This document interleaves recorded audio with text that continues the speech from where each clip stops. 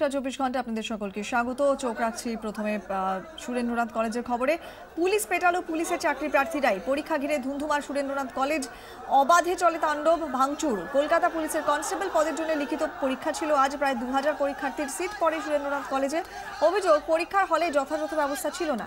পরীক্ষা শেষে বহু প্রার্থীর ব্যাগ মার্কশিট হারিয়ে যায়। এরপরই ক্ষিপ্ত পরীক্ষার্থীরা কলেজে তাণ্ডব শুরু করে। অবাধে চলে ভাঙচুর। বাধা দিতে গেলে পরীক্ষার্থীদের সঙ্গে মারপিট লেগে যায় পুলিশের। পরিস্থিতি সামাল দিতে পুলিশ লাঠিচার্জ করে। পরিস্থিতি এতটাই উত্তপ্ত হয়ে ওঠে, বিক্ষোভকারীদের আটকাতে পুলিশের সঙ্গে নেমে পড়েন স্থানীয় মানুষজন। ডিসিপ্লিন বলে কিছু নেই। সব ছেলেদের ডকুমেন্টসগুলো জলের মধ্যে রেখে দিয়েছে, ব্যাগগুলো সব জলের মধ্যে রেখে দিয়েছে। ডকুমেন্টসগুলো ব্যাগের মধ্যে সবাই ছিল, ভোটার আইডি কার্ড, কারণ মাধ্যমিক অ্যাডমিট কার্ড, মাধ্যমিকের সার্টিফিকেট, যেগুলো আধার কার্ড ভোটার কার্ডে বানানো যাবে, ওগুলো বানানো সম্ভব নয়, সেগুলো জলের মধ্যে রেখে দিয়েছে।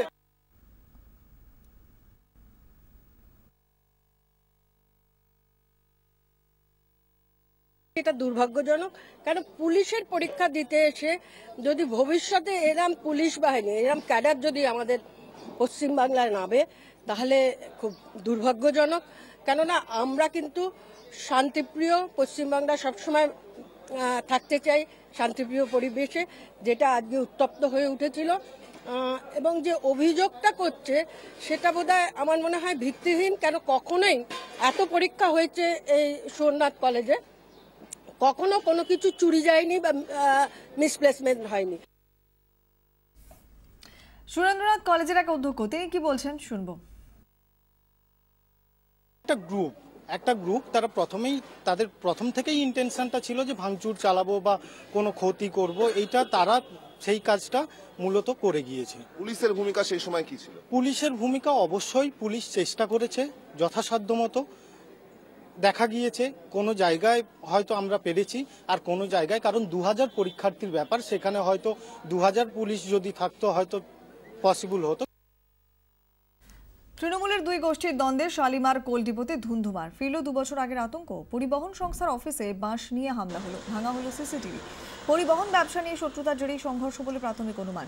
স্থানীয় তৃণমূল কাউন্সিলর অনুগামীদের বিরুদ্ধে হামলার অভিযোগ, যদিও যাবতীয় অভিযোগ অস্বীকার করেছেন কাউন্সিলর বিনয় সিং। শিবপুর থানাতে অভিযোগ দায়ের, এলাকাতে পুলিশ পিকেট।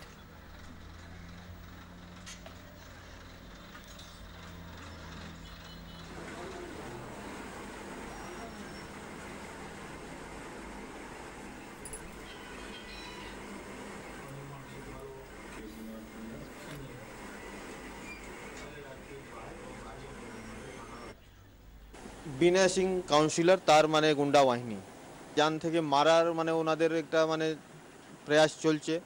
সেই আছে কি ওরা 9টা সাড়ে 9টা আজকে আসবার প্রায় 9টার সময় প্রদোষ ঢুকে যায়, আর ওরা এই প্ল্যানিং করে ঢুকেছে কি মেরে দেবে। পাইনি। সঞ্জয় আমার একটা স্টাফ ছিল, ড্রাইভার ছিল, তাকে বাইরে পেয়েছে, ওকে কেলিয়েছে। এরপর আপনাদের সামনে আমরা যে ছবি তুলে ধরবো, হামলাকারী এবং যার উপরে হামলা হয়েছে অর্থাৎ অমিত সিং হামলাকারী এবং যিনি আক্রান্ত হয়েছেন সেই সঞ্জয় পাসওয়ান। যে মুহূর্তে দেখতে পাচ্ছেন অমিত সিং হামলায় অভিযুক্ত, মূল অভিযোগ যার দিকে, সেই অমিত সিং এর ছবি, এবং যার উপরে হামলা হয়েছে সঞ্জয় পাসওয়ান।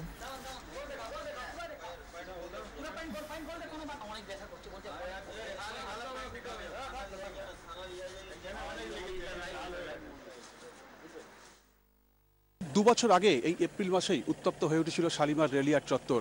পরিবহন সংক্রান্ত ব্যবসার জেরে খুন হয়েছিল এখানকার পুরপিতা বিনয় সিং এর ভাই ভীম সিং। এই ঘটনার পর যে অভিযোগের আঙুল উঠেছিল এখানকার আরেক তৃণমূল কংগ্রেস কর্মী প্রদীপ তেওয়ারির বিরুদ্ধে, যে তিনি এবং তার ভাইয়েরা সুপরিকল্পিতভাবে এই ঘটনা ঘটিয়েছেন। সিআইডি এই ঘটনার তদন্তভার তুলে নেবার পর 3 জনকে গ্রেপ্তারও করে, কিন্তু তারপর প্রদীপ তেওয়ারির 3 ভাই এখন জামিনে মুক্ত। যে অভিযোগ করছেন প্রদীপ তেওয়ারি, যে এই ঘটনার পর থেকেই তাদের ওপর হামলা চালানোর জন্য এবং তার ভাইদের খুন করার জন্য পরিকল্পনা চালাচ্ছেন এখানকার পুরপিতা বিনয় সিং।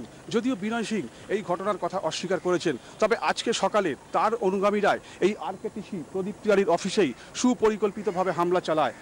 মারধর করা হয় এখানকার বেশ কয়েকজনকে। পুলিশ এই ঘটনার পর তদন্তভার শুরু করলেও এখনও পর্যন্ত কেউ গ্রেপ্তার হয়নি, এবং এই ঘটনায় যথেষ্টই আতঙ্ক ছড়িয়েছে এই শালিমার রেলিয়ার চত্বরে। 24 ঘন্টার জন্য অমিত গোষ্ঠীপতির সঙ্গে দেবব্রত ঘোষ, হাওড়া। এরপরে যে খবরে চোখ রাখবো তা হলো দমদমের শেড বাগান এলাকা। রেশন পাচারের অভিযোগে উত্তপ্ত দমদমের শেড বাগান এলাকা। রেশনের জিনিসপত্র পাচারের সময় হাতে নাতে ধরা পড়ে যায় রেশন দোকানের 2 কর্মী। পুলিশ ভ্যানে তোলার সময় তাদেরকে ছিনিয়ে নেওয়ার চেষ্টা করে উত্তেজিত জনতা। আমাদের প্রতিনিধি বিক্রম দাস আমাদের সঙ্গে রয়েছেন। বিক্রম, কতদিন ধরে এই রেশনের জিনিসপত্র পাচার করা হতো? দেখো, স্থানীয় বাসিন্দারা যেটা অভিযোগ করছে, দীর্ঘদিন ধরেই কিন্তু একটি কারবার চলছে।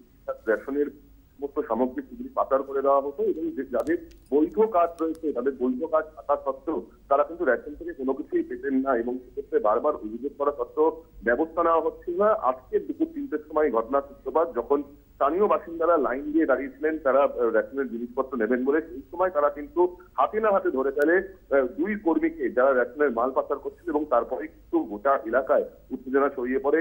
অভিযুক্ত যে দোকান, সেই দোকানটিকেও কিন্তু ভাঙচুর ঘটা হয়। এমনকি যখন পুলিশ এই ঘটনার খবর পায়, পুলিশ যখন এই যে দোকান বা রেশন দোকানের যে 2 জন কর্মী যাদেরকে আটক করেছিল স্থানীয় বাসিন্দা, তাদেরকে যখন সেখান থেকে উদ্ধার করে নিয়ে যাচ্ছিল জিপে বসে, সেই সময় কিন্তু তাদেরকে আক্রমণ করার চেষ্টা করেন স্থানীয় বাসিন্দা। এমনকি পুলিশের হাত থেকে জিপ থেকে তাদেরকে ছিনিয়ে নেওয়ারও পর্যন্ত চেষ্টা করে এবং এই ঘটনাকে কেন্দ্র করে কার্যত ব্যাপক উত্তেজনা ছড়িয়ে পড়ে গোটা এলাকায়। অবশেষে পুলিশ সেখান থেকে এই 2 অভিযুক্ত ব্যক্তিকে সেখান থেকে নিয়ে গিয়ে এই মুহূর্তে থানার লকআপে রেখেছে এবং সেখানে তাদেরকে জিজ্ঞাসাবাদ করা হচ্ছে গোটা বিষয়টা। অপরদিকে এই দোকানের মালিক, যার বিরুদ্ধে মূল অভিযোগ, সেই মালিক কিন্তু এখনো পর্যন্ত পলাতক। পুলিশ তার খোঁজে তল্লাশি অভিযান চালাচ্ছে এবং এই ঘটনা আরো একবার চোখে আঙুল দিয়ে দেখিয়ে দিচ্ছে যে কিভাবে রেশন দোকান থেকে এভাবে জিনিসপত্র পাচার হয়ে যাচ্ছে। সেক্ষেত্রে পুলিশ এই অভিযুক্তদেরকে জিজ্ঞাসাবাদ করে জানার চেষ্টা করছে যে কতদিন ধরে এই কারবার চলছিল, এই কারবারে আরো কারা কারা সামিল আছে এবং সব থেকে বড় ব্যাপার রিসিভার কারা, সেই বিষয়টা কিন্তু পুলিশ এই মুহূর্তে খতিয়েছে। ধন্যবাদ বিক্রম।